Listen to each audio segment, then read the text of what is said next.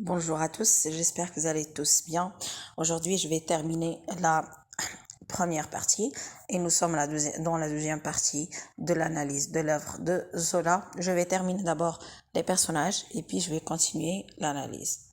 Donc, dans la première partie, je vous ai déjà donné la définition des trois personnages du roman de l'œuvre d'Émile Zola. Claude Lantier, Bongrand et Christine. Aujourd'hui, on va continuer avec les personnages de ce roman-là.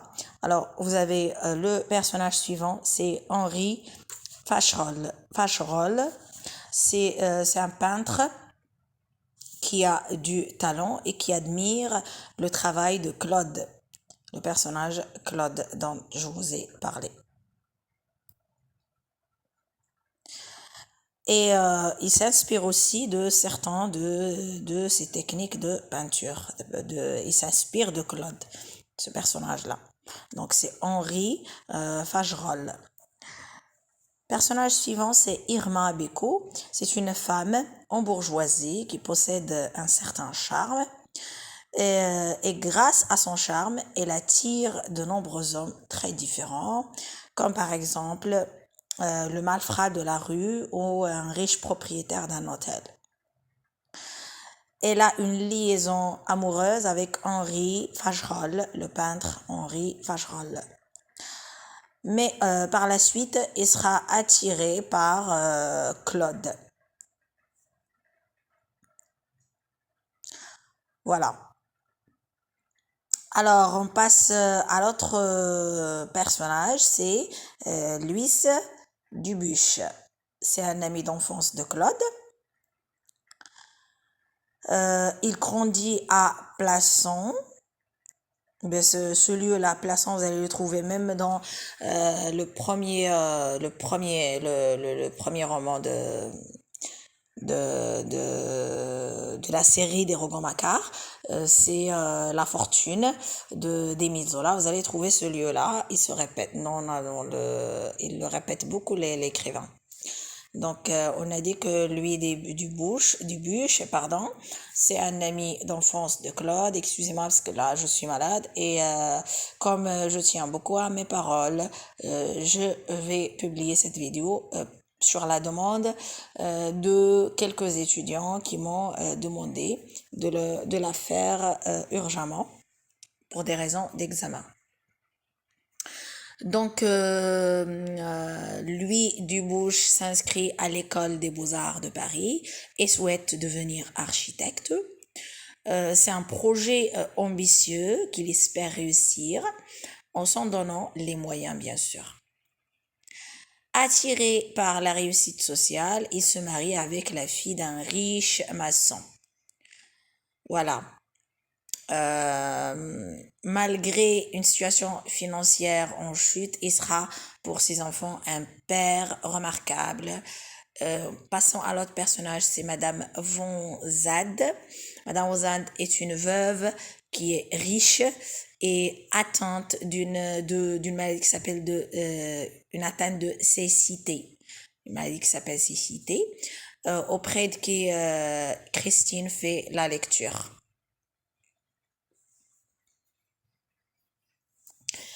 D'accord. Alors on passe au personnage Maodo. C'est un sculpteur et un ami de Claude.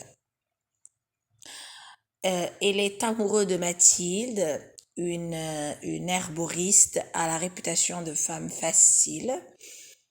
Il a pour projet de sculpter une magnifique statue en position debout, mais le manque de moyens l'en privera. Voilà, donc Maodo va connaître un chagrin aussi terrible parce que sa sculpture sera endommagée. Vous allez voir si vous voulez voir les détails, vous devez lire le roman. Alors, Pierre Sandoz. Donc là, ce personnage-là est très important. Je vais vous dire pourquoi. Alors, c'est le dernier personnage ici. Donc, c'est un personnage, c'est le romancier de l'œuvre de Zola. Pourquoi? Parce que Sandoz, c'est Zola en fait. Sandoz, c'est Zola. Sandoz, c'est Zola dans la mesure où Zola présente son grand projet littéraire, c'est les Rougon-Macquart. Et Sandoz est un personnage autobiographique. On l'appelle personnage autobiographique parce qu'il parle d'une partie ou d'une autre de Zola. Il parle de Zola. C'est Zola si on veut dire. Voilà. Donc c'est l'histoire plutôt de Zola à travers Sandoz. Pourquoi? Parce que Sandoz va présenter son œuvre et cette œuvre, c'est l'œuvre de Zola. Ce n'est rien que l'œuvre de Zola. Zola calque ici le destin de son personnage sur le sien. D'accord? Que ce soit les critiques sur ses romans, la célébrité de sa fortune. D'accord? Donc, on va voir que Sandoz, comme je vous ai dit, est un personnage romancier. Émile l'a choisi parce que ici il parle de il veut faire parler son double explicite dans son texte. Voilà, il glisse quelques faits autobiographiques dans le roman, comme par exemple la rue de Batignolles, où vit un personnage et où Zola a lui-même vécu. Là, c'est juste une petite plutôt preuve que voilà, c'est un personnage autobiographique, si on veut dire, si on veut analyser ce personnage. Voilà. Pour commencer votre commentaire composé, vous pouvez commencer par ceci. C'est l'histoire d'une famille, plutôt les Rougon-Macquart, c'est l'histoire d'une famille sous plusieurs générations, permettant d'illustrer des théories sur la transmission de caractères, mais aussi de dresser un portrait de la France du Second Empire en parlant des différentes couches sociales du pays. Voilà un petit résumé global des Rougon-Macquart. Par la suite, vous allez suivre les étapes de l'analyse du commentaire composé que je vous ai déjà laissé dans plusieurs vidéos. J'ai déjà 3 vidéos qui parlent de commentaires composés. On va passer maintenant au thème et je vous ai dit que le thème principal c'est l'art, c'est la peinture. Ça c'est le thème principal. Alors nous avons bien sûr d'autres thèmes. Nous avons l'amour, nous avons l'amitié et nous allons parler de ces thèmes chacun bien sûr tout seul. Le thème de la peinture est le thème ou bien ce qu'on appelle l'élément clé du roman. Lorsque Zola a écrit son œuvre, son œuvre qui s'appelle l'œuvre, l'impressionnisme domine dans ces œuvres-là, dans cette œuvre-là. Et les peintres célèbres comme Monet, Renoir, Cézanne, Degas et Morisot font l'effet d'un rebondissement spectaculaire dans le domaine pictural. Bon, c'est une révolution artistique que Zola met en relief à travers des personnages en quête de renouveau, bien sûr. C'est ça le thème de la peinture. Donc pourquoi je vous ai dit que déjà il y a un calque autobiographique d'un personnage Sandoz, j'ai déjà parlé de ça. Et on va passer maintenant à l'amour. Le thème de l'amour fait doublement partie de l'histoire.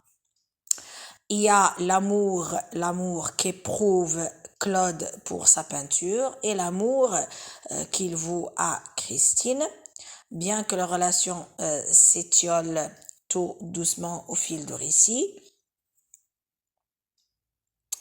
Concernant la peinture, cet amour peut être aisément qualifié de destructeur. Ça va détruire le peintre. Puisque Claude se peindra finalement devant une de ses toiles qui d'ailleurs n'était pas encore achevée, qui n'était pas terminée. Donc, ce personnage qui est Claude reconnaît ne vivre que pour sa passion, et sa passion, c'est la peinture.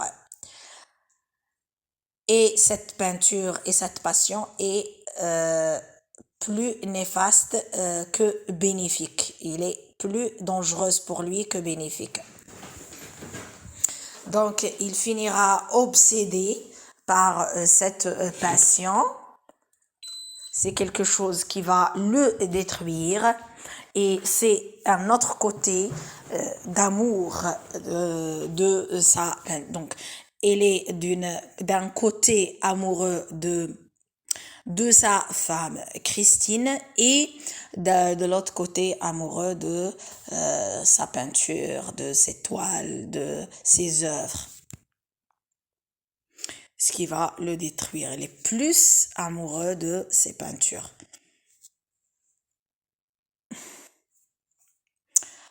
Bon,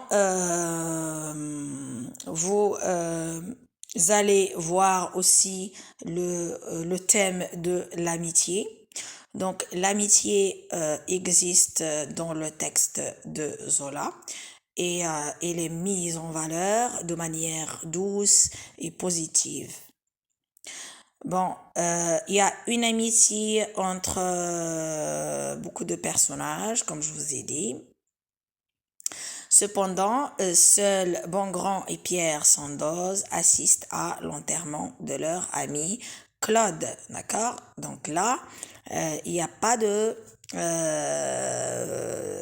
d'autres amis qui ont assisté à son enterrement.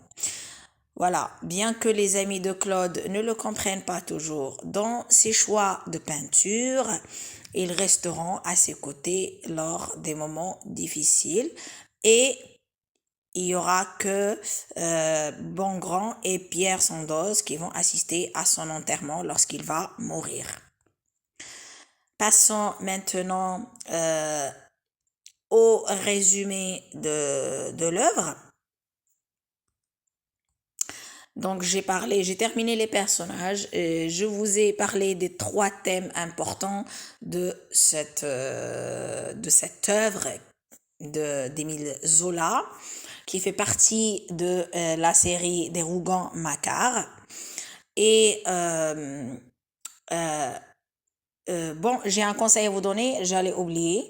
Quand vous écrivez le commentaire composé, vous devez faire attention à ce que vous écrivez. N'écrivez pas, plutôt ne copiez pas et ne collez pas ce que vous trouvez sur Internet. Essayez, si vous trouvez quelque chose sur Internet, essayez d'écrire à votre manière, de ne pas faire le copier-coller. Autre chose, essayez de présenter une introduction à la maison, déjà prête, mais essayez de la prendre ou d'apprendre comment la rédiger et tout, et gardez-la dans vos têtes, comme ça, à l'examen, ce sera plutôt facile de la rédiger. Pour ne pas perdre beaucoup de temps, c'est ce que je faisais. Passons maintenant au résumé. Je ne sais pas si ça sera très long comme vidéo ou pas. Bon, on va laisser le résumé pour après parce que ça sera vraiment très long.